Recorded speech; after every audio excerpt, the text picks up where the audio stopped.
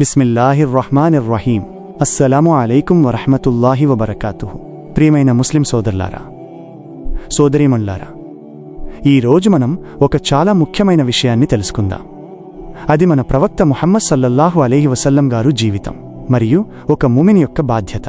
ముందుగా హనీఫ్ అంటే ఏమిటో అర్థం చేసుకుందాం.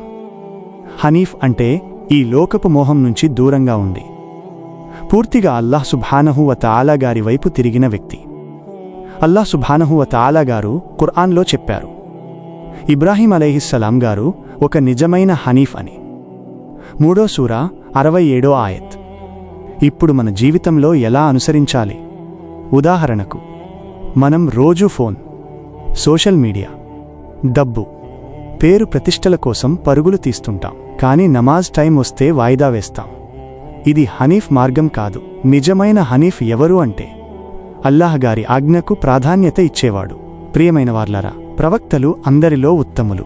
కాని వారి గొప్పతనం కేవలం ఇబాదత్లో కాదు. వారు ప్రజల కోసం చాలా బాధపడేవారు. అల్లాహ్ సుబ్హానహు వ తఆలా గారు మన ప్రవక్త ముహమ్మద్ సల్లల్లాహు అలైహి వసల్లం గారి గురించి చెప్పారు, మీరు వారి కోసం బాధతో మీ ప్రాణం కోల్పోయేంతగా ఉన్నారు అని. 18వ సూర 6వ ఆయత్. ఇది మనకు ఒక పాఠం.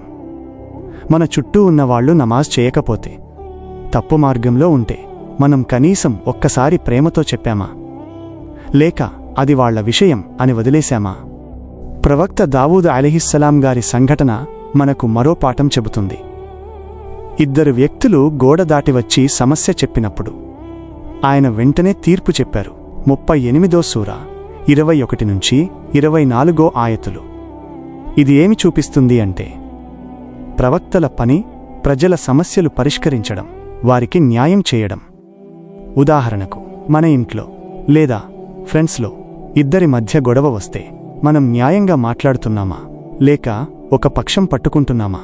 ప్రియమైన వార్లారా, మన ప్రవక్త ముహమ్మద్ సల్లల్లాహు అలైహి వసల్లం గారు చాలా సాదాసీదా జీవితం గడిపారు. కొన్ని నెలలు ఇంట్లో వంట కూడా జరగలేదు. ఇది సహీహ్ బుఖారీ హదీస్లో ఉంది.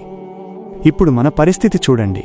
మన దగ్గర తినడానికి ఉంది, ధరించడానికి ఉంది, అయినా కూడా అసంతృప్తి, ఫిర్యాదు. ఇది సరైన మార్గం కాదు. మనం కృతజ్ఞత నేర్చుకోవాలి.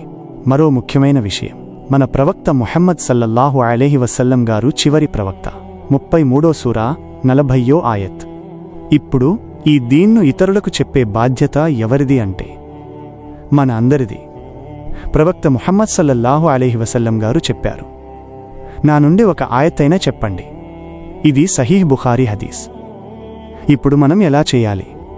ఉదాహరణకు, మీ ఫ్రెండ్ నమాజ్ చేయకపోతే రా నమాజ్ చేద్దామని చెప్పండి.